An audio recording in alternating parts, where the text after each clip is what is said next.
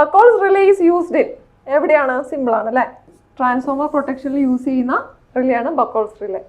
ട്രാൻസ്ഫോമറിൻ്റെ internal ഫോൾട്ടുകളെല്ലാം anticipate ചെയ്ത് നമുക്ക് alarm തരുന്ന ഒരു റിലേയാണ് ബക്കോൾസ് റിലേ എന്ന് പറയുന്നത്. Okay, next question. Tapping in transformer usually provided. Okay, L V winding, primary winding, H V winding, secondary winding. ഏത് answer വരിക? ടാപ്പിങ്സ്. ഓക്കെ, ട്രാൻസ്ഫോമറിൽ ടാപ്പിങ്സ് കൊടുക്കുന്ന എവിടെയാണ്? ഓക്കെ, ടാപ്പിങ്സ് എന്ന് പറഞ്ഞാൽ എന്താ? ഇപ്പം നമുക്ക് ഫുൾ വോൾട്ടേജ് വേണമെങ്കിൽ ഇവിടുന്ന് ഔട്ട്പുട്ട് കണക്ഷൻ എടുക്കണം അല്ലേ? ഒരു കണക്ഷൻ കോമൺ ആയിട്ടുണ്ട്.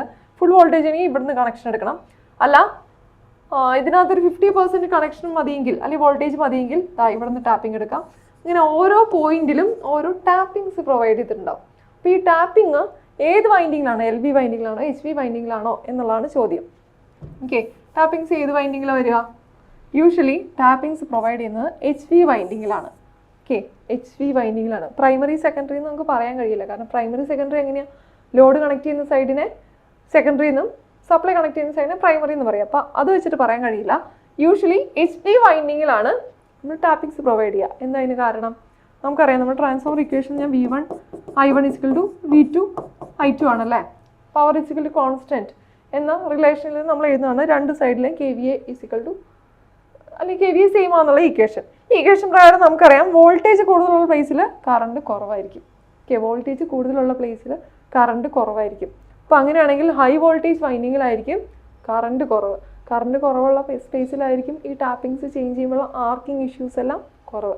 ഓക്കെ, അപ്പോൾ അതുകൊണ്ട് തന്നെ ഹൈ വോൾട്ടേജ് വൈൻഡിങ്ങിലാണ് യൂഷ്വലി നമ്മൾ ടാപ്പിങ്സ് പ്രൊവൈഡ് ചെയ്യാറ്.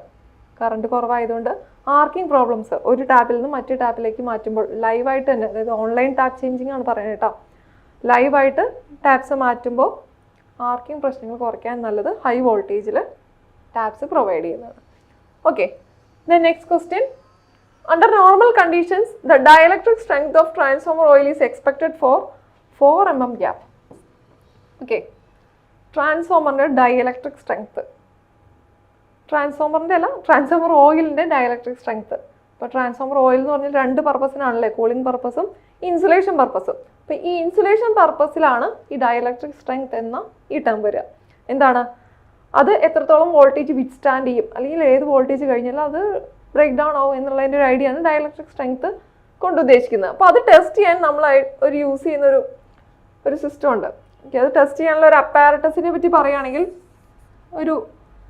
ഒരു വലിയ അസംബ്ലിയാണ്. അതിനകത്ത് ഇങ്ങനെ രണ്ട്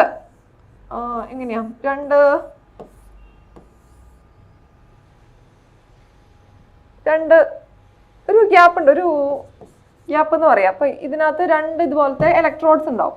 ഈ രണ്ട് ഇലക്ട്രോഡ്സ് ഇതുപോലെ പ്ലേസ് ചെയ്തിട്ടുണ്ടാകും. ഇതിൻ്റെ ഡിസ്റ്റൻസ് കൂട്ടുകയും കുറയ്ക്കുകയൊക്കെ ചെയ്യാൻ പറ്റും. ഇപ്പോൾ ഈ സ്പേസ് ആണ് നമ്മൾ ഗ്യാപ്പ് എന്ന് പറയുന്നത്. അപ്പോൾ ഇതിൻ്റെ ഉള്ളിൽ ഓയിൽ ഫില്ല് ചെയ്തിട്ടുണ്ടാവും. ഓക്കെ, ഈ ഓയിൽ ഫില്ല് ചെയ്ത് ഈ ഇലക്ട്രോഡിലൂടെ നമ്മൾ വോൾട്ടേജ് അപ്ലൈ ചെയ്യും. ഈ വോൾട്ടേജ് അപ്ലൈ ചെയ്ത് ഇപ്പോൾ ഈ ഗ്യാപ്പ് അഡ്ജസ്റ്റ് ചെയ്ത് ഓരോ പൊസിഷനിൽ വെച്ച് നമ്മൾ ടെസ്റ്റ് ചെയ്യും. അപ്പോൾ ടെസ്റ്റ് ചെയ്യുമ്പോൾ 4 mm ഗ്യാപ്പിന് വേണ്ട ഡയലക്ട്രിക് സ്ട്രെങ്ത് ആണ് ഇവിടെ ചോദിച്ചിരിക്കുന്നത്. അപ്പോൾ ഈ ഏത് വോൾട്ടേജിൽ വരുമ്പോഴാണോ ഈ ഓയിൽ ബ്രേക്ക് ഡൗൺ ആവുന്നത്, അതാണ് ഇതിൻ്റെ ഡയലക്ട്രിക് സ്ട്രെങ്ത് എന്ന് പറയുന്നത്, വിത്ത്സ്റ്റാൻഡ് ചെയ്യാൻ പറ്റുന്ന വോൾട്ടേജ് എന്ന് പറയുന്നത്. അപ്പോൾ ഇവിടെ 4 mm ഗ്യാപ്പ് വയ്ക്കുമ്പോൾ ഒരു ട്രാൻസ്ഫോമർ ഓയിലിന് എത്ര ഡയലക്ട്രിക് സ്ട്രെങ്ത് വേണം എന്നുള്ളത് സ്റ്റാൻഡേർഡ് വാല്യൂ ആണ്, 30 kV ആണ്.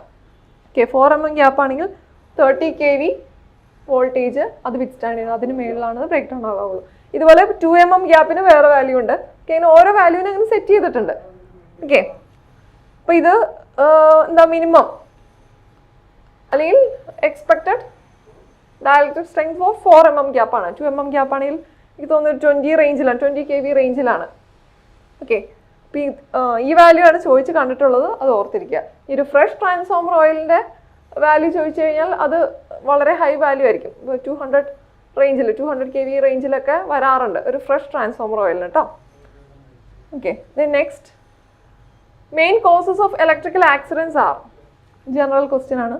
By providing earthing, by providing proper protection, working on live equipment, by obeying proper instruction. Simple ആണല്ലേ? ഇലക്ട്രിക്കൽ ആക്സിഡൻസ് ഉണ്ടാകുന്നത് എപ്പോഴാണെന്നാണ് ചോദിച്ചിരിക്കുന്നത്.